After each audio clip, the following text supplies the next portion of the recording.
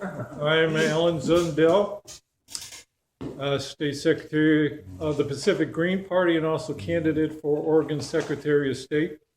But mostly here today to introduce Eric, who's our senatorial candidate with the U.S. Senate. But first, I wanted to say a few words as a way of setting this up, and also because I don't often get a chance to talk in terms of a larger vision. I spend most of my time as a candidate for Secretary of State at these candidate forums, and they give you like 2 to 4 minutes to give a little introductory speech. And because I'm really promoting ranked choice voting in that, I spend most of my time on that. And then they ask questions and give you like a minute or a minute and a half to answer. So they control the agenda. I don't get to say very much. So I'm going to use this opportunity to say something else. And what I really want to talk about is how I think, and I'm sure a lot of you are feeling this way as well, that we are really in a time of major change. And you can see it from the 2008 financial crisis, how fragile our world economic system is. And in my opinion, they just put it back together with like chewing gum and duct tape. And it's just as fragile as it used to be. And this year we see it in our national election. How many people who felt outside the political system entirely are trying to crash the two parties, succeeding on one side, not succeeding on the other side, but really leaving us with two bad choices, and a lot of people feeling left out entirely. I think that shows the fragility of our political system as well. What I think is happening behind the scenes, and this is my own take on how to understand what's happening, because it's a confusing time. In some ways, it's an exciting time. It's also an anxiety-provoking time and an anger-producing time and a frustrating time. But I think something is really moving toward a whole different way of life, a big cultural shift. For over 100 years, this society has been dominated by a cultural script that essentially says the most important work of human beings is to take natural resources, turn it into products for human beings, then use it and throw it away. Okay? That script is real old, a couple hundred years at least, goes back to England, then came through Western Europe and the Americas. Now it's all over the world, and it's killing the world. I think since about the 1960s, something different has been happening. And that's not just because I'm a child of the 60s. I used to be a political science professor, and I looked at history a lot, and I saw economic change suddenly happened in the 1970s, where you saw not only was economic inequality growing and wages stagnating, but the return on investments was lower as well, which may surprise people because you think, well, people are getting rich. That's mostly because all of the growth is going to a very small, very tiny segment of the population. And a lot of their wealth is based on stock prices, which are artificially inflated because interest rates are so low. That's not sustainable. This financial system is in for a much bigger crash, in my opinion, some kind of major adjustment that goes beyond what happened in 2008. Let me give you like 3 things that have been happening that aren't always looked at in conjunction. But what it's saying is that we're reaching a time when that old cultural script of take natural resources and turn them into products is no longer going to be viable, not only because of the climate crisis, but because it's impossible for the driver of this cultural script, which is profit-seeking corporations, it's impossible for them to continue to make profits unless they totally politically dominate the world, essentially, not to exaggerate.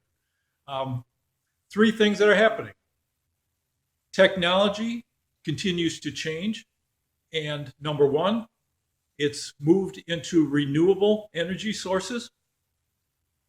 If we were able to exploit those and use energy efficiency in our vehicles, in our homes and buildings, power generation could be widely distributed and much cheaper, which means the corporations that are now at the foundation of our industrial system, extracting fossil fuels and distributing them, can't make a profit, can't make the kind of profits they used to make.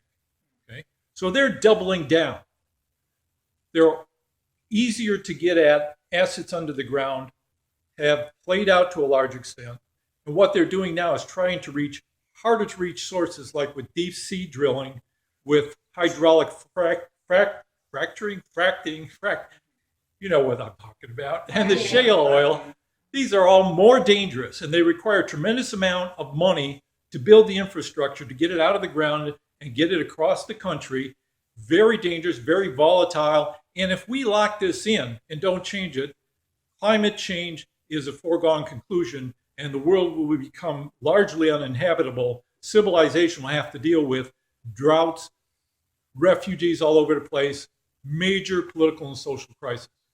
Okay? Another big change is automation.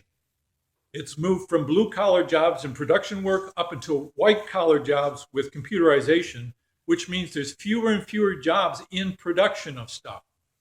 The problem there for profit-seeking corporations is they are killing their consumer base. If you can't have a job that makes money, you can't spend money, right? So where's their consumer base going? The third thing is the internet economy. This makes it possible to disseminate entertainment and information, and probably in the near future, physical products as well through 3D printing at a very low cost. And it's hard to capture those profits because it's so easy for other companies to start up on the internet. So far, their dreams of making money on the internet have been mostly pie in the sky. They've relied on advertising and on data mining, which you can't have 100 companies doing all at the same time and all making a profit. It all depends on who gets in first and who can monopolize the internet. So that's what they're trying to do. They're trying to control the internet. They're trying to control, by they, I mean big corporations. They're trying to control patents, make sure trademarks and copyrights and patents are held much longer so there's less competition. So in essence, there's another way where they have to worry about profits over the long haul. Another thing they're trying to do to maintain profits, and this goes to the whole student debt crisis, is the financialization of our economy. When you can't make money making things, you make money by putting people into debt. Housing crisis, one sign of that. Now it's happening again. Student loans, credit cards, low cost financing for used cars, stuff like that. Credit ballooning so people can try to maintain a standard of living. How are they going to pay it off? Their whole future is being mortgaged. So again, I say this financial system is a house of cards, and we need to move to a whole different cultural script. That cultural script, and this is one that I think came to mass consciousness primarily in the 60s, and has been percolating since then and moving into all kinds of new organizations and institutions, including the Green Party, which got established in the 1980s. But this cultural script, rather than being take natural resources, turn them into products and distribute them, is let's take care of the planet and let's take care of each other. That's what's being neglected. The planet and taking care of real human beings. People who don't have incomes or have low incomes, the working poor, the disabled, seniors, people who are locked outside of the economy, people who are in contingent jobs, all these people need our care and concern, and we can't just leave it to the forces of the marketplace. Sick people, old people, pretty soon it'll be all of us, really. All of us except the very select few who will be struggling to survive financially. We need to take care of the planet. We need to take care of each other. And that's why it's important not only to build new institutions, but to challenge the existing institutions. They're archaic, they're ossified, including, most especially, in my opinion, because it's blocking change, the two-party system.